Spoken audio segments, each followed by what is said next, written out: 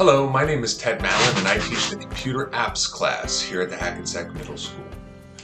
The purpose of this video is to give you an overview of what my class is about. I've been teaching computers here at the middle school for many years, and the class has evolved quite a bit, which is not surprising since technology has been evolving so much. I'm going to tell you about some of the projects we're going to do this year, but first I want to give you the general idea of my class.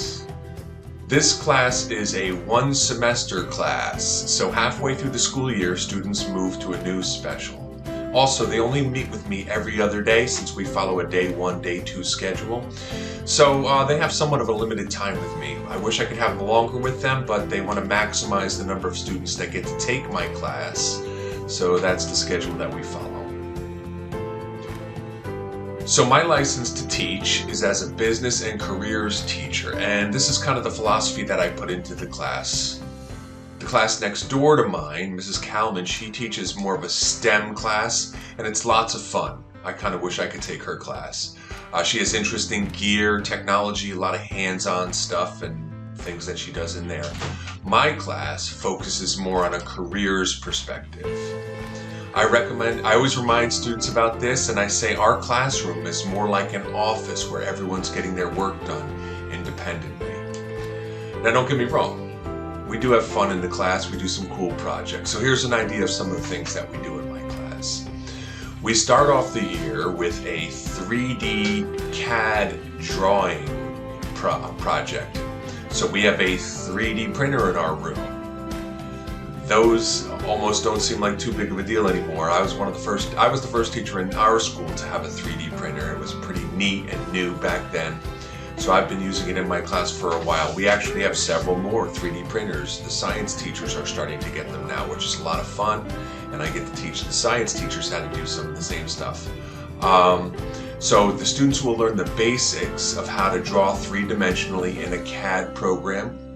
The program we use is called Tinkercad, by the way, which is a free program and it's a lot of fun to use. You can really design anything in that program. As much as it is designed for kids to use, because it is and it's fairly easy to use, it's actually a relatively powerful program. You can do some really great designing in there. So they're going to create in my class a nameplate for themselves, a nameplate that fits on top of their monitors that they will use here in class.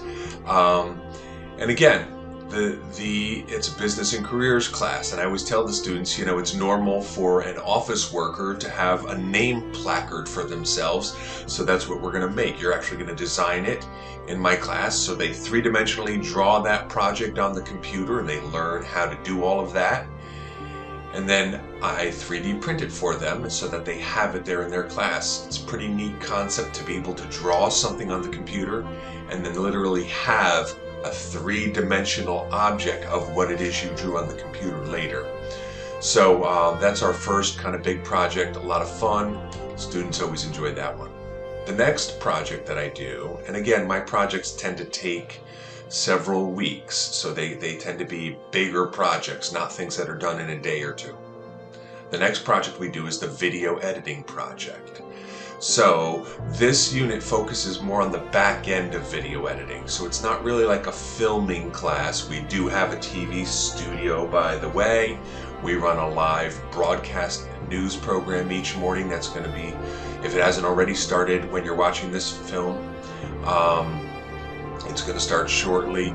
And there is also a class that we have where we do more film stuff. That's not my class. I do run the morning report. I do not run the film class, but I do a video editing portion in my class where they learn sort of the back end, computer end of the video editing process. And also, because I really got into the video editing with the students a few years ago and they really enjoyed it, I decided to build a chroma stage, or what people usually refer to as a green screen stage in our classroom, which is a lot of fun.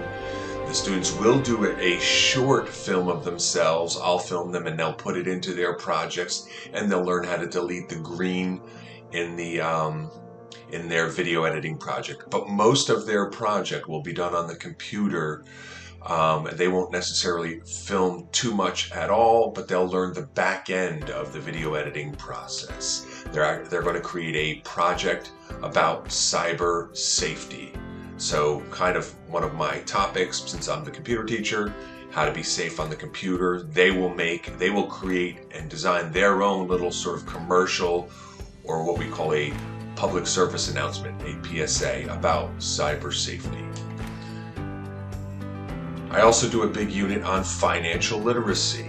Now, financial literacy doesn't sound super fun to learn about, but it actually is a fun way to learn it because we use an online program that runs the students through life scenarios, and it has very much of a game feel.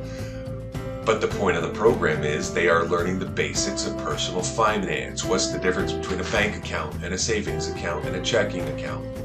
What's the difference between a debit card and a credit card? How do they work differently? How do you budget your money, save up for rent?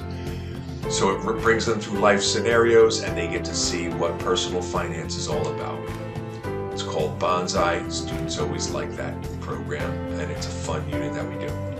If time permits, I hope to get into a couple of other projects. I like to have students write a business letter and see how that is properly formatted, in which case I'm a stickler for little tiny details on their business letter, and they actually get to print it through my printer, including an envelope with their how do you do a return address and all of that. A lot of students haven't had that exposure by the time they've gotten to my class, so it's good to at least let them see what that's like and to actually have their document in front of them. I also try to do a resume if time permits, very important document for students to have in their lifetime.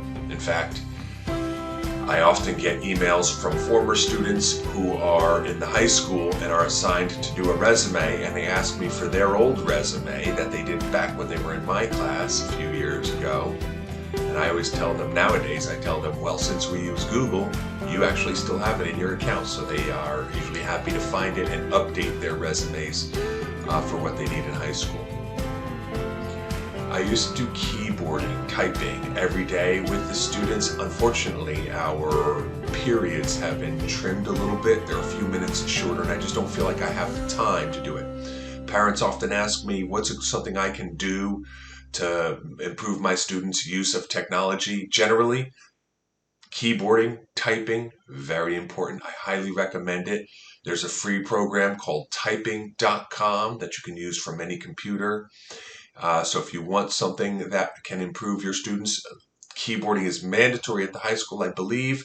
But here at the middle school, I used to do it each day with the students, but since we have less time in our class, I don't really have the time to spend doing keyboarding because I want to get to some of that other stuff that I was talking about earlier. That should give you a general idea of what my class is like. If you ever have questions, always feel free to reach out to me. You can email me through the school system, as you probably already know. Teachers' emails are their first initial, last name. So mine is TMALIN, tmalin@hackensackschools.org. Feel free to reach out if you have any questions. I'd be happy to chat. Thank you.